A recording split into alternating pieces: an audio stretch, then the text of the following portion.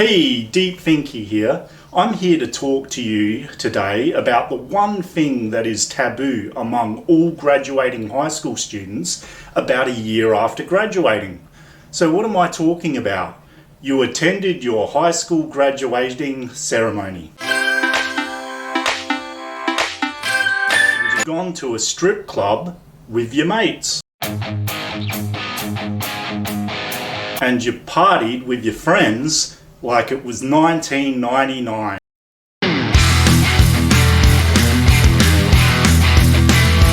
Now it's time to grow up, become an adult, and get a job.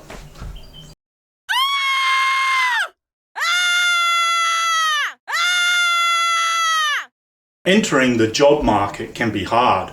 I remember my first job that I tried.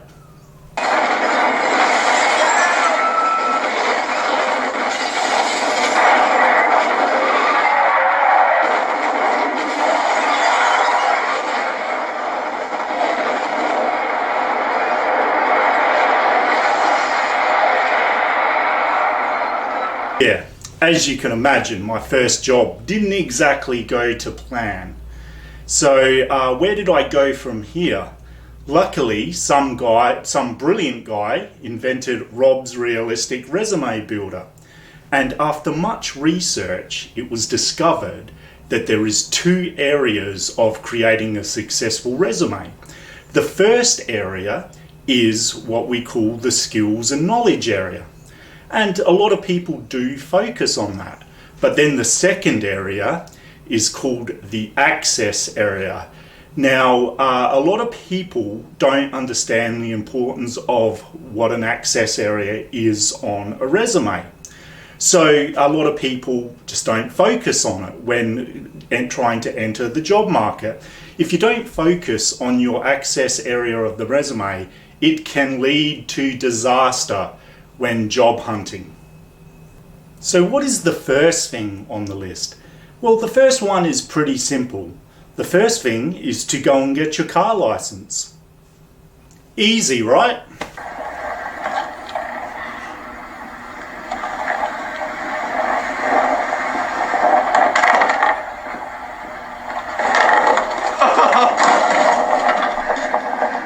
Getting a car license will let your boss know that you can legally take the company vehicle.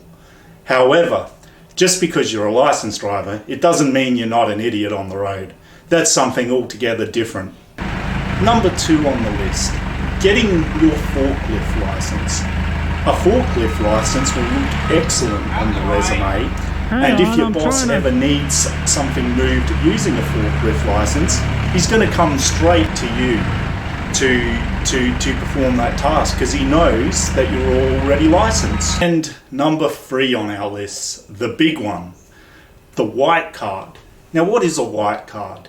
This white card will allow you to legally enter any construction area regardless on what your job is. But wait a minute, you say, I work with computers. What the hell would I need a white card for? Well, let's just take a look at this scenario and see how a white card can benefit anyone, regardless what field of work you work in. Is that Bob over there? Yeah, Bob does work at this construction site. Do you need to see him? Oh yes, I bloody do. I'm going to bloody kill him. What for? He bloody slept with my wife, and he's going to pay. Do you have a white card to enter this construction site? No, I bloody don't. Well, you can't enter the construction zone without a white card. Oh bloody screw this. See, the guy may have worked in computers, and he would never need a white card in his life. Why would he need to enter a construction zone?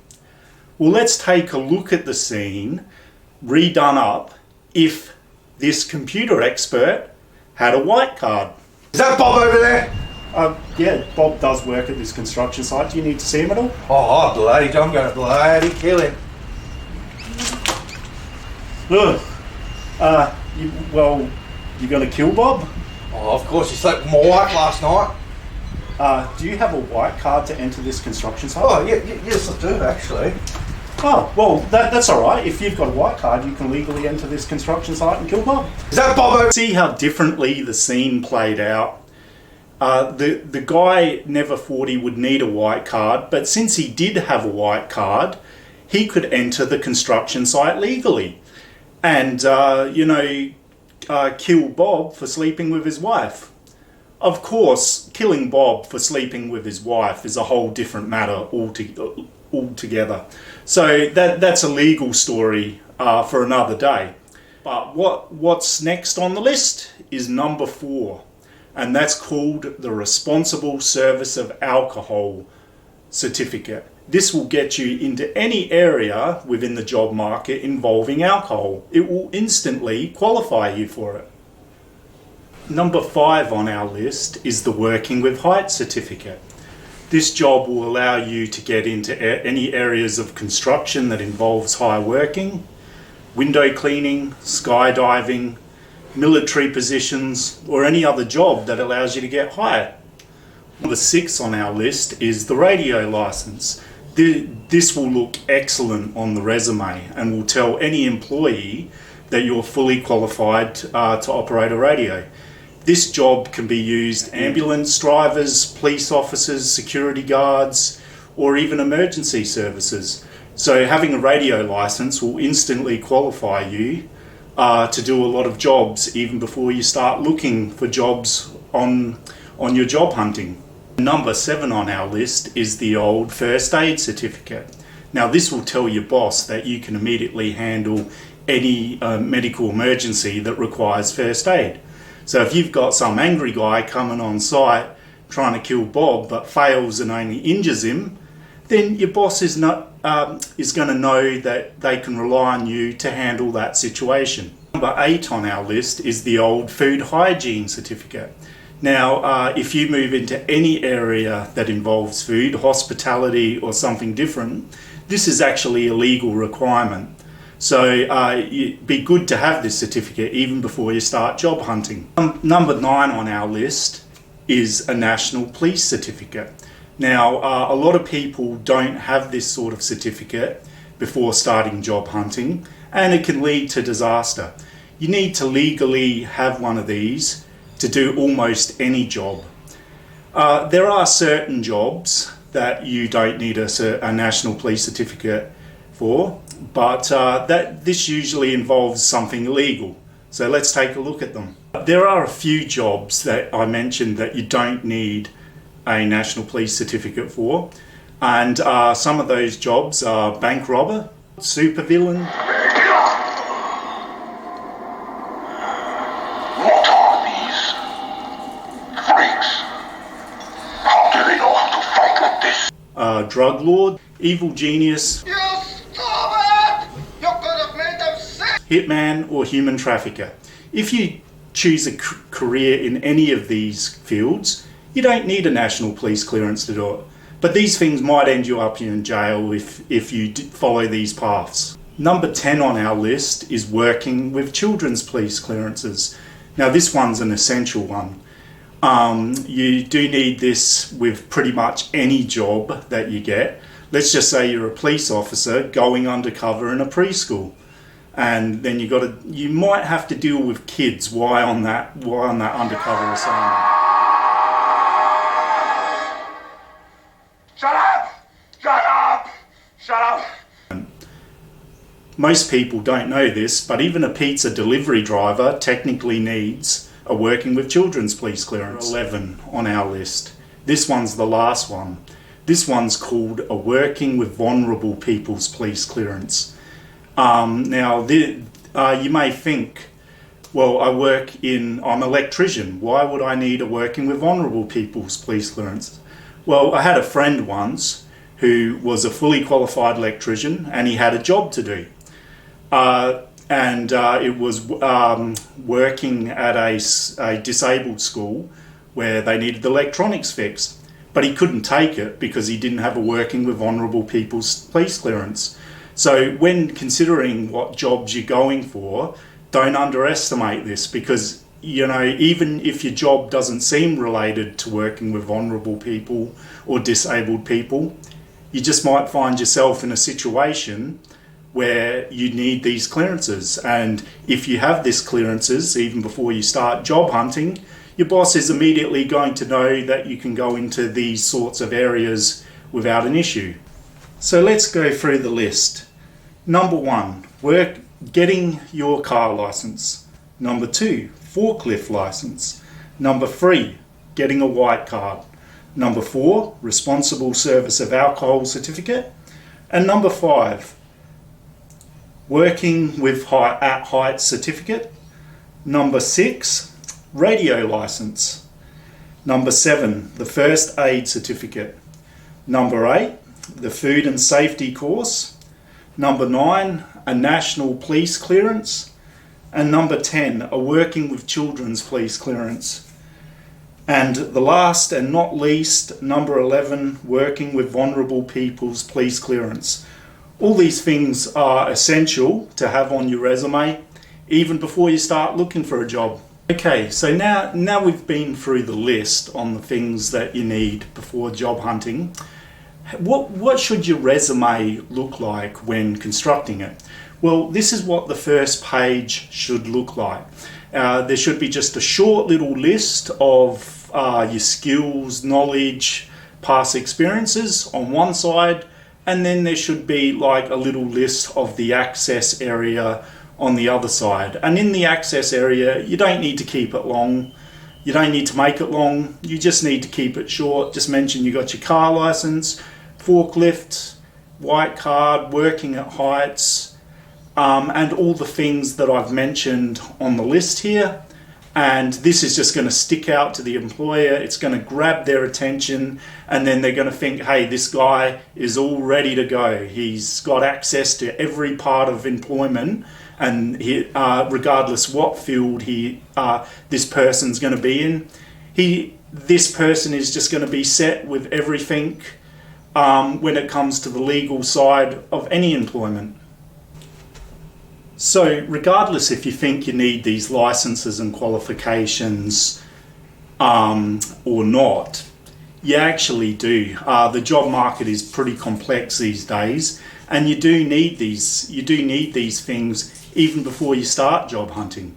But if you get all these licenses and qualifications before you start job hunting, you're immediately going to have access to all forms of employment, regardless what field you may choose in.